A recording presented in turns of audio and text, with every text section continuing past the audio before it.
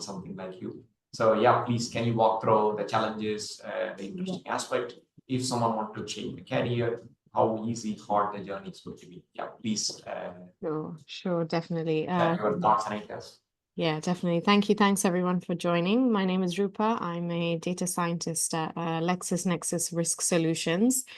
And I'm here today just to answer some of your questions. I also have my own presentation, which I thought I would share. Let me just share my screen so you can see that. So hopefully you can see my screen here. And I thought for the next 10 minutes or so, I would go through various things.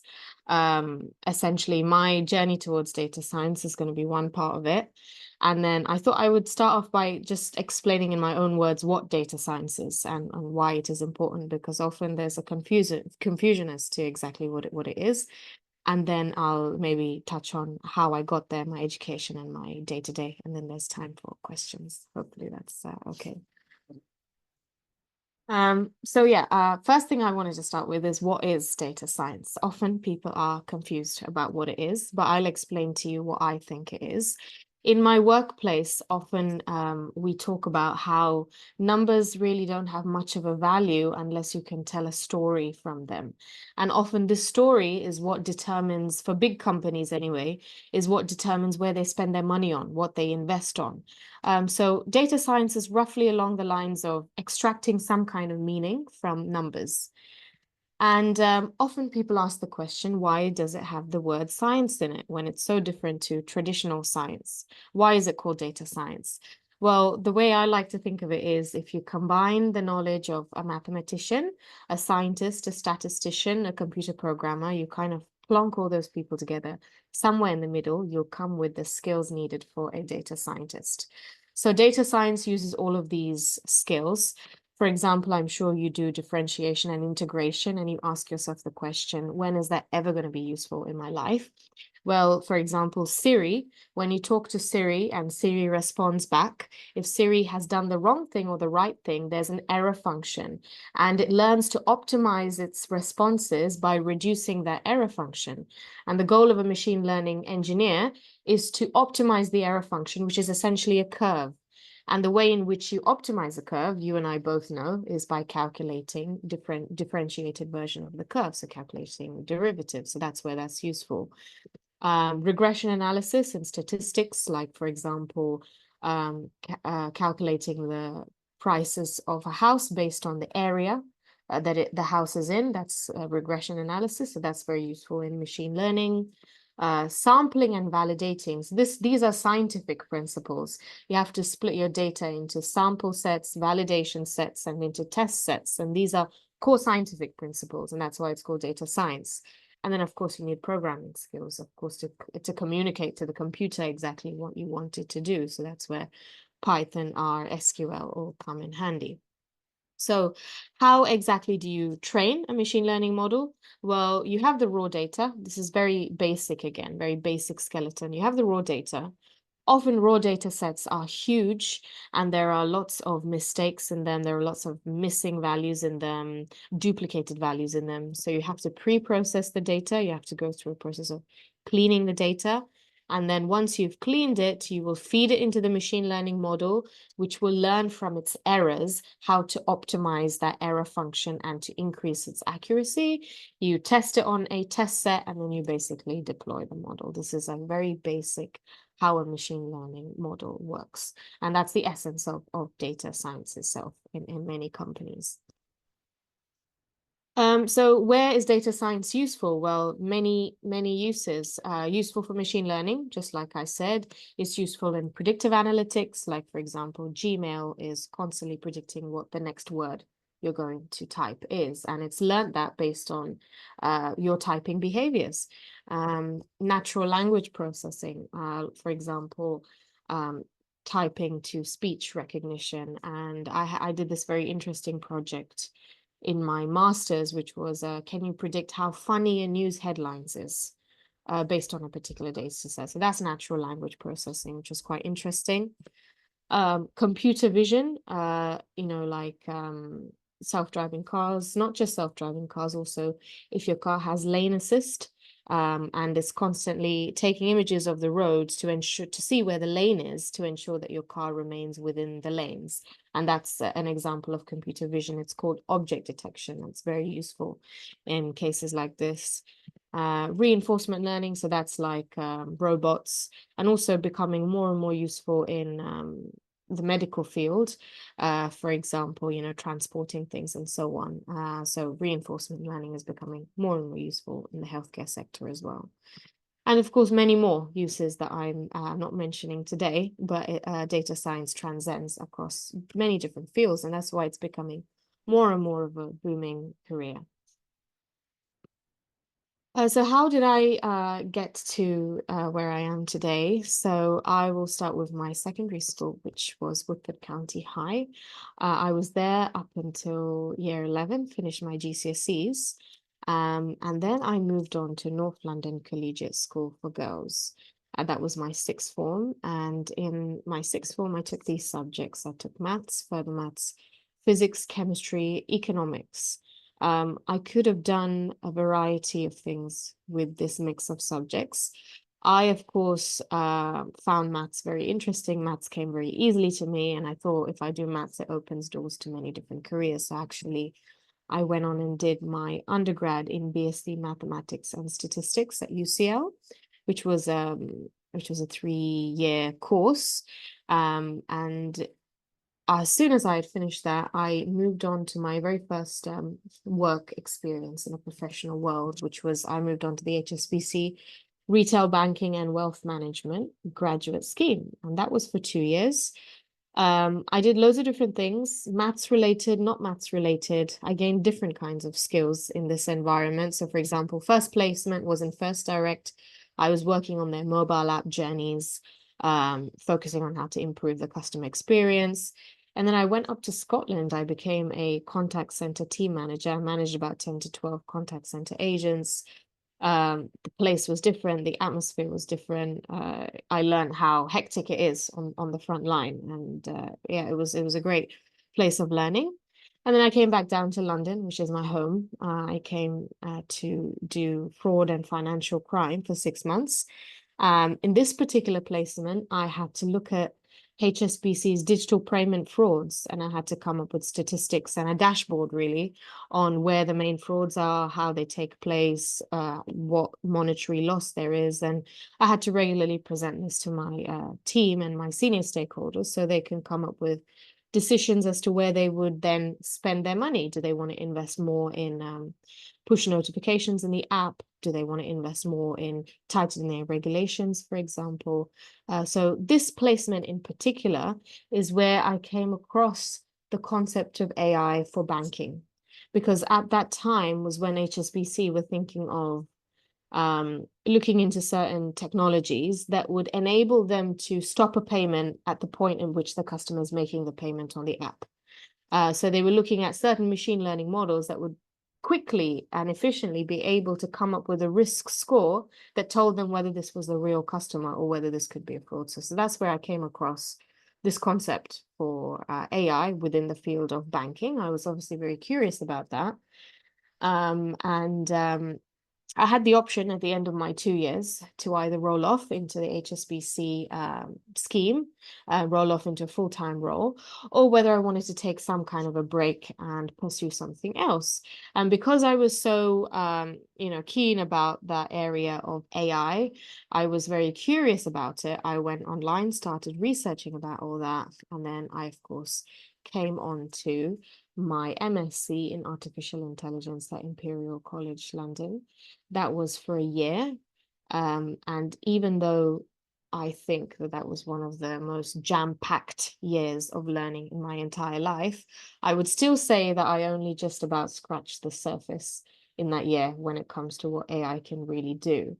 I learned different things. I learned, first of all, I learned Python from scratch. So I didn't know Python before. I only knew R. I learned Python from scratch, and of course, Nat was there to help me with that. So I learned Python, and then my entire course was based on Python. So I learned artificial neural networks, I learned deep learning models, I learned natural language processing, like I mentioned. I learned medical imaging, like how computer vision is used in medicine. For example, I did this project which took images of the brain and then identified whether a particular scan looked like the brain had a potential tumor in it or not. So these are, image recognition techniques.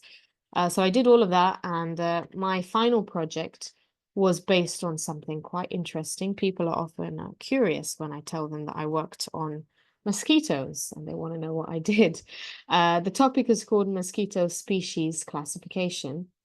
And the idea is that you want to build a machine learning model that can predict what species of mosquito it is based on the audio classification of its wing beat frequency. So the idea behind this project is that, believe it or not, there are 3,000 species of mosquito itself, and only 3 species are responsible for modern day infections like dengue or malaria. So the idea is that this machine learning model listens to the wing beat frequency of a particular species and is immediately able to tell you what species of mosquito it is. And every single species of mosquito has a different wing beat frequency. And the reason why this project actually came into play is because there are many healthcare industries and government services which deploy mosquito traps in certain mosquito-prone regions. And what they can do is embed this model into those mosquito traps so that when there is a particular onset of a particular disease-causing species, the local authorities will then be alerted through these machine learning models, and then they can make sure that they have the facilities in place to prevent a disease outbreak, for example. So that was a very interesting niche project that I worked on for my final project. And then, of course, that was the end of my year of doing AI at Imperial. And I needed to then figure out a way of applying that to the real world. So that's when I started applying for jobs. And then I came to LexisNexis Risk Solutions, which is the company that I work for now. And what do I do on a day-to-day basis? So at LexisNexis Risk Solutions, what we do is we try to build a digital footprint of a user, a digital DNA of a user. So every time you go online, you interact online, or you make a payment online, there is some kind of a digital image of yourself. And that image is built through things like how quickly you type, what time of day you log on, what your IP address is, what your geolocation is. So we like to build a footprint of a user so that when there is some kind of deviation from this footprint, we attach a risk score to it. And that then helps us identify whether particular online payments can be fraudulent or not. So we work with multiple different banks, e-commerce industries. We work with airlines, all of them interested in reducing the huge amount of fraud losses that they have every year. And what we do is we at the moment that a user comes online and they interact with the mobile app or they interact with the website, our model is working in the background and it attaches a risk score to every single thing that the user does. What time are they logging on? Where are they making the payment from? Who is the beneficiary? Is this beneficiary a new beneficiary? Are they logging on 10 times in the last hour, which seems very different to how the user normally interacts with the system? So this is a machine learning model which has different weights to each of these categories. And within a matter of seconds, it calculates a risk score. And we then pass that risk score to the bank or to the e-commerce industry, whoever it is, and then they decide whether they want to block the payment or whether they want to query the payment. It's up to them what they then decide to do. But essentially, it helps them prevent a huge number of fraud losses and also protect a lot of vulnerable customers as well. So that's the essence of what I do. I use Python for this, and I also use SQL on a day-to-day basis because the databases are huge. And yeah, that is essentially what I do. Here is just a bit of sample code. I just went over and above. It's not that difficult at all.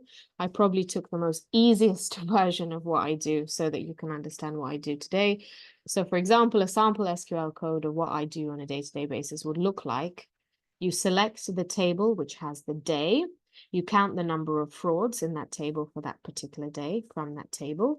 You're filtering the results based on, for example, your customer's HSBC between a particular date where the fraud is true, and then you group by that day, and then you output that to basically understand how many frauds you have for that customer for that particular day. Now, this is just the most basic version of what I'm showing you, but that's just a taste of, you know, perhaps what I might be doing on a day-to-day basis in order to, you know, work on my projects. So I work on multiple projects, multiple companies at the same time.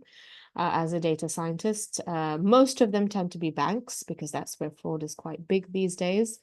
And often it's quite hectic, but it's also very impactful because you understand just the amount of fraud that you are preventing for those banks and the number of people that you are helping. And you can do all of this based on your knowledge as a data scientist and based on your ability to train machine learning models. And so it's a very impactful career in that sense.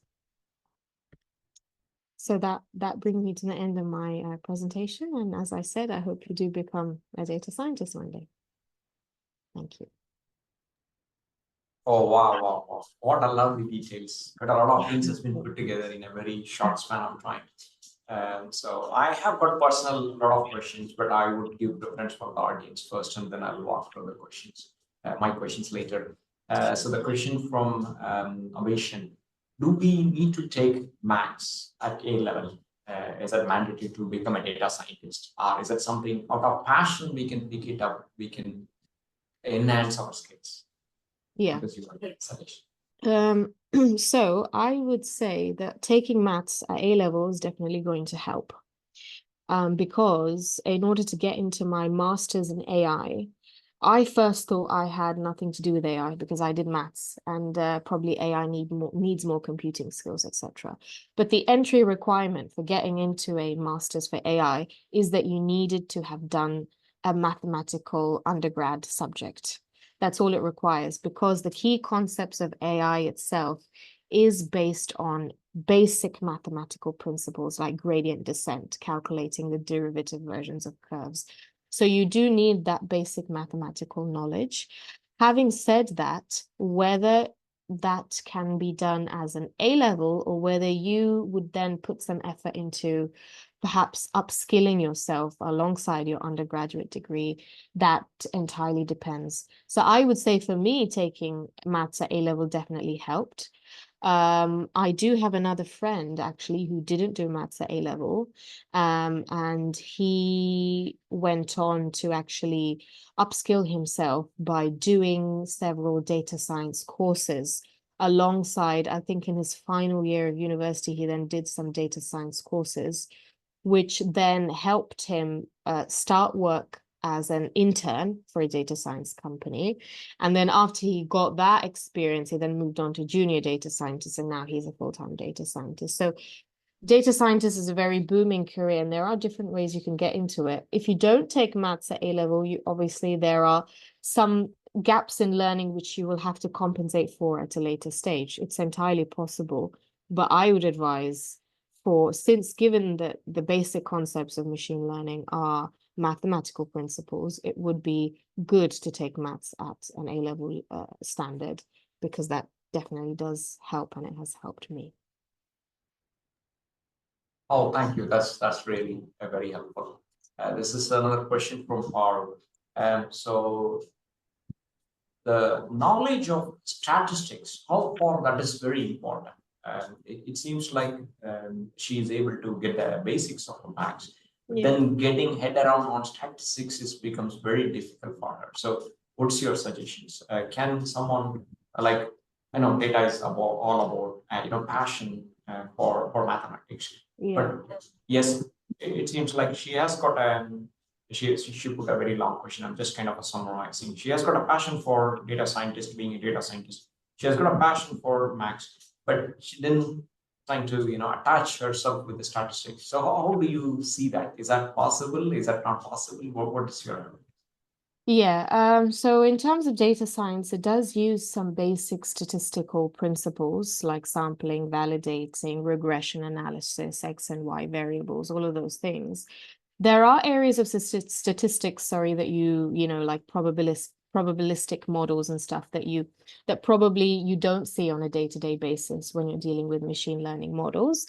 It's obviously useful to know statistics, the reason being you can understand what the machine learning model is exactly doing on a very ground level when you understand the concept of statistics. But having said that, I would say that as long as you have a interest to study maths, as long as you have a good grounding of mathematical concepts, you can easily pick up these statistical concepts at a later date as well, because the amount of statistical concepts that are required and that are applicable for machine learning itself, I think, is a small number of principles that you can learn while you are training to be a data scientist itself. But in order to learn those statistical concepts, you obviously need to be a maths kind of a person. So as long as you have those mathematical abilities, those numerical abilities and those mathematical concepts, then that's okay, I would say. Oh, thank you. Thanks, Laura. I think the another point which I would like to add further to your explanation, to borrow and as well as submission.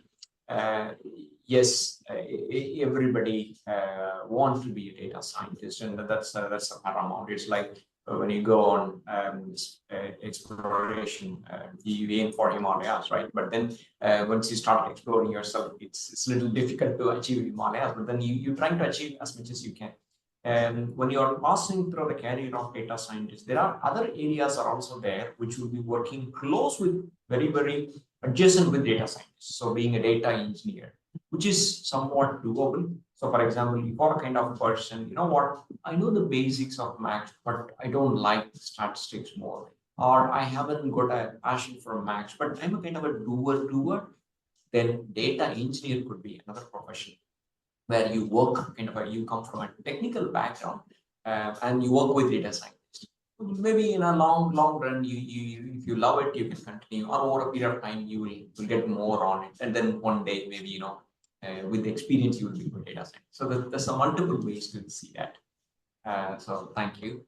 Now there's another question from Jayan.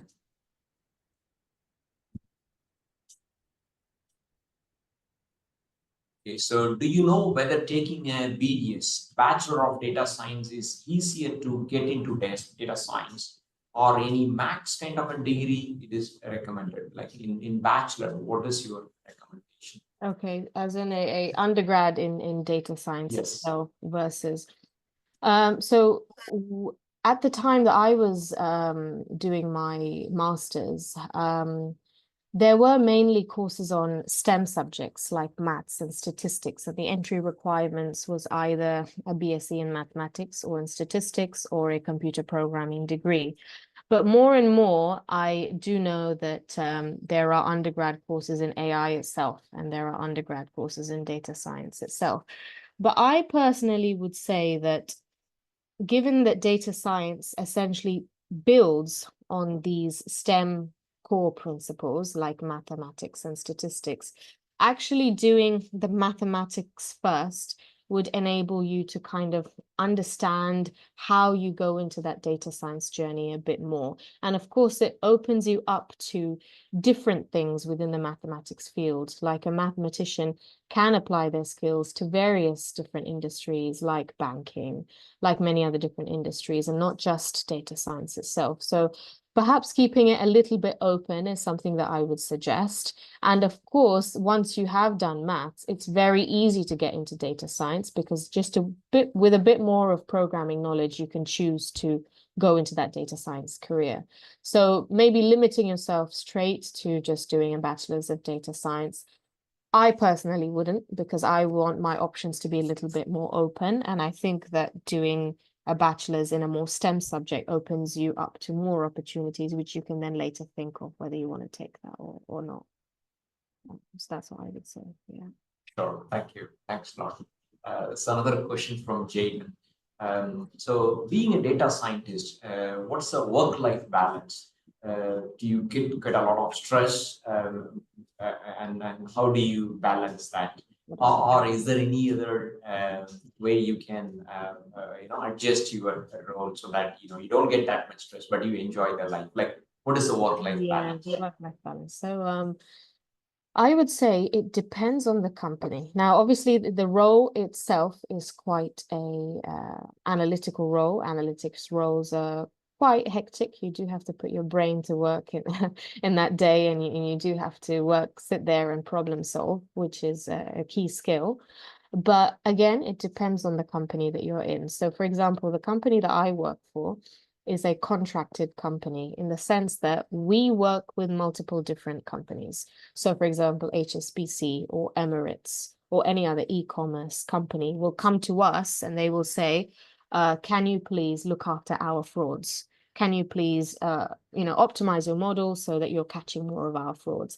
And so in a particular day, I'm doing projects, 2 or 3 projects for different companies, all with tight deadlines. And that's because I am a sort of a consulting company. So I do the data science, and then I'm also on calls with these different companies, presenting to them what I've done and making suggestions as well. So it's kind of like a data science consultancy combined role. And often what that means is you're working with multiple clients at the same time, your projects have tight deadlines, and it tends to be quite hectic in a particular day. But of course, HSBC themselves, for example, will have their own in-house data scientists. And there will be companies which have their own in-house data scientists for which projects might be a bit more laid back. You might not be necessarily working on 3 or 4 projects at the same time because you're not a consultancy dealing with clients. And there might be some in-house projects that are a bit more laid back that you have a bit more flexibility around. And of course, it might then be a less stressful in that sense. So again, yeah, of course, it's a more of a rigorous career, but it definitely depends on the career path that you take in terms of which company you go to and the values of that company and the essence of what they do as well. Oh, lovely, lovely. Thank you. Thanks for sharing the insight. That's glad to know. Mhm. Another question from Anu. So being a data scientist, is it? I know you have explained your day-to-day role. How far your balance of IT and the non-IT. So how technical you need to be on your day-to-day role. Okay. How technical do I need to be? Okay. So for me, because I said I'm a data science consultancy, I'll explain to you the various different things I do. So for example, if I'm working for a particular customer, I first have to work on use SQL on a day-to-day basis to access the major data warehouses that we have. And using SQL, I have to write several queries that will come up with key statistics for that particular client's fraud. And then what I will do is there are some machine learning models. These are scripts that have been written in Python and SQL. And I will put the various kind of weights into that. And then that will then output, the optimized version of a model that will work for that particular client that will reduce their number of frauds. And my job is to carry on, experimenting with different weights for that particular model, which will output a kind of a curve that enables us to catch as many of their frauds as possible. So that's all done in SQL and Python. But alongside that, I'm also then creating PowerPoint presentations in order to explain, because the data scientist also has to be able to explain to others what they do in simple terms. So PowerPoint presentations, which will communicate with people who don't even have any kind of a mathematical background. More often the clients, they don't understand what we do at all, but you have to then be able to communicate to them what your model is doing, how you came to that particular conclusion, how that's going to improve their score by a certain amount. Now, the skills, the technical side of it, often when you're working for these big companies, they have a lot of automated scripts that have been written by different machine learning engineers over time. So you find yourself using things or tools that have already been written, and you're only doing a small portion of the machine learning. But then there are times of the year when, as a data scientist, they give me some working hours to build my own machine learning scripts. So I have that option as well. But on a day-to-day basis, more than often, I'm using scripts that have already been written, and I'm doing a small level of, SQL or Python in the background to kind of support that, is what I would say.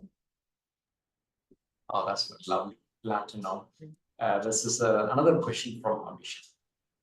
So we had a recent IT outbreak, right? So many countries all around the world has impacted along many verticals, starting from airlines, hospitals, and many other areas, organizations, finance, investment banks, and almost everybody has got impact on that. Now I can see this article on BBC. This could slowly will indicate that is more the risk of fraud will be rising to the individuals. You know what? You booked a flight on that day, and then you go click on this link to book, claim, etc., etc. So do you see that on your site, and how your company is going to help in the market or the other companies to avoid fraud or advise customers? Do you see that kind of a work along the way, which is going to shape up? Yes, yeah, definitely. I would say what we do is kind of twofold. So on one side, we are trying to understand whether this is a fraudster or not. On the other side, in order to boost the accuracy of what we do, we're also building an image of what a regular customer would look like. So we're focusing on improving the trust while also reducing the number of fraud. So it's kind of a two-way thing that we are doing. And so what we do, for example, is we gather information on what a normal customer or a good customer would look like. So when we see that the same customer is returning to the system, we give it a positive score. At the same time, if we see a deviation from that, we give it a negative score. So our aim is to catch as many frauds as possible while also improving the trust as well for a good customer who's returning. So recent days, we have been trying to improve the trust recognition while also improving fraud capture. So this kind of two-way approach is what many companies are starting to do now in order to prevent, these large kind of fraud data leaks and stuff like that. Of course, fraudsters are very clever because they know the loops holes in the system, but then obviously the machine learning engineer's job is to then see those trends and then, to try and get the machine learning model to be even more predictive than it is already. So yeah, this kind of two-way approach where you increase the fraud capture and you also improve the trust recognition, that kind of brings more of like a two-way stronger approach to prevent these kind of fraud data leaks, which is something we're doing more and more now. That's always a very interesting fact. As the technology is growing, criminals' level of their knowledge is growing. To catch up with that, we need to develop more and more systems. So the demand and the support for IT is growing. Yeah. So more problems, more jobs have been created along the lines of IT. But I'm glad to know how things are working all together. So whenever we're trying to make a payment through our card, sometimes the transaction will get declined, and it could be, you will get a call from a Barclays, HSBC. You know what? Hey, Nat, your card has paid because we suspect it doesn't make sense. Come on, that's me. Yeah, but nobody knows that's you. Why did you make a payment of massive amount or silly amount, something? And then that I can cover like, oh, your system has found out. That could be a fraud detection. There you go, blip blip, call and then confirm. Yeah, I am Nat. Approve the transaction and then it get routed through. Yeah, great. Glad to know how everything is working together. So yeah, I think that's it. I don't have any more questions, and also I've already gone through all the questions from the audience.